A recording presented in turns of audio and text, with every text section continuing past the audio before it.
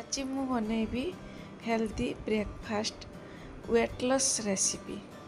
एटा बनैबा बहुत सहज आउ 3 मिनिट रे तैयारी होई जिवो।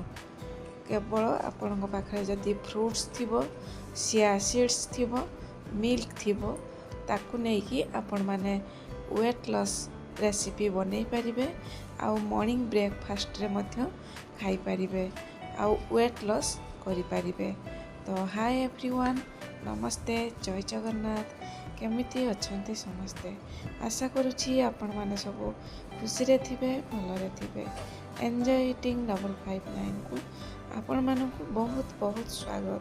तो ठीक अछि, एबे आसंतु आमे आरंभ करिबा।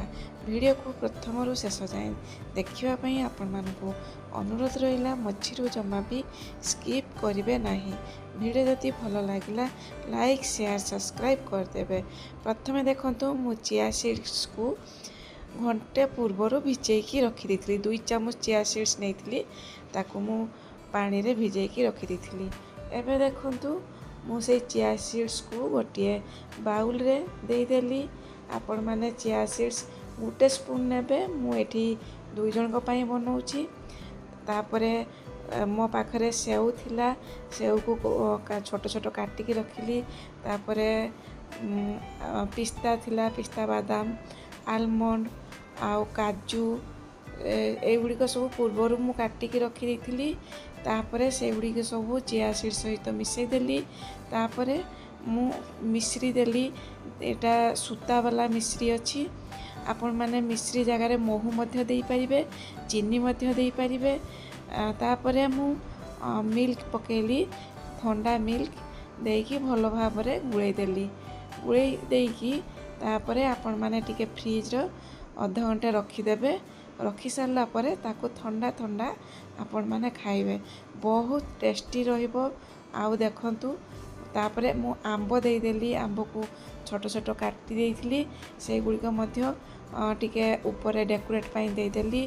तापरे टूटी फ्रूटी मध्य टिके देई देली ऊपर डेकोरेट पई। आपण मानक पाखे यदि टूटी फ्रूटी थिबो, आपण माने टूटी फ्रूटी देई परिबे।